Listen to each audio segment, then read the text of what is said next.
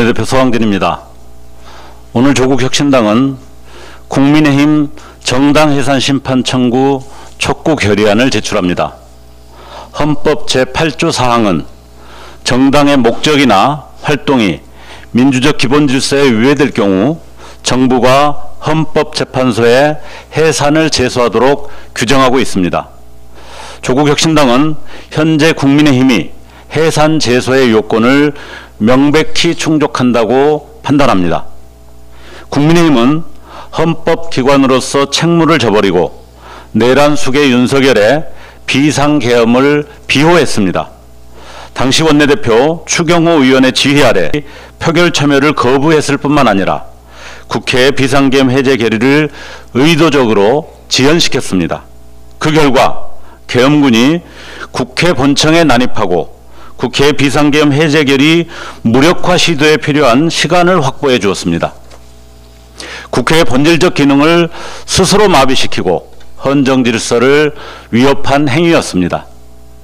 또한 국민의힘 소속 의원 다수는 용산 대통령 관저 앞에 집결해서 공수처가 발부한 윤석열의 체포영장 집행을 물리적으로 방해했습니다.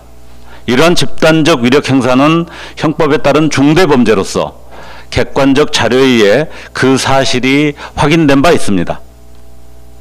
국민의힘은 이후에도 부정선거 음모론을 유포하고 특정 국가에 대한 혐오를 조장했으며 사법부를 모욕하는 언동을 일삼았고 비상계엄을 미화하는 등 민주적 기본 질서를 지속적으로 훼손했습니다. 이에 대해 장동혁 국민의힘 대표가 12.3 계엄의 원인을 의회 폭거라고 주장한 것은 위헌 불법 계엄을 정당화하고 내란을 미화하는 것으로서 헌법에 대한 노골적 도전입니다. 마침내 내란 수계 윤석열은 12월 3일 입장문을 통해 지난해 자신이 선포한 비상계엄에 대해 자유헌정 질서를 붕괴시키려는 체제 전복 기도에 맞서 국민의 자유와 주권을 지키기 위해 헌법 수호 책무에 결연한 이행이라고 강변하는 지경에 이르렀습니다. 이를 추종하여 내란을 비유하는 국민의힘의 행태는 민주적 기본 질서를 실질적으로 침해하는 것입니다. 이러한 일련의 과정을 미뤄볼 때 향후 12.3 계엄과 같은 유사 위헌 행위가 국민의힘으로부터 언제든 재발될 수 있는 여지가 충분합니다.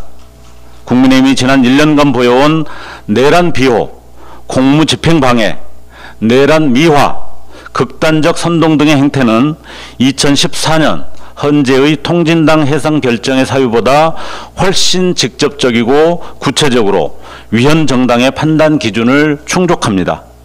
따라서 조국혁신당은 이미 지난 1월과 7월 동일한 취지의 진정을 법무부에 제기한 바 있습니다. 그러나 검토 중이라는 답변만 들을 수밖에 없었습니다. 정부가 국민의힘의 위헌적 행태를 1년이 지나도록 방치하는 이유가 무엇인지 의문입니다. 정부에게 주어진 헌법상 책무를 포기해서는 안 됩니다. 현재 진행 중인 내란을 완전히 종식하기 위해서는 내란의 구심이자 비호 세력인 국민의힘의 존치 문제를 해결해야 합니다. 국민의힘과 같은 위헌 정당이 정치 조직 형태로 존속한다면 민주주의에 대한 위협은 제거할 수 없습니다.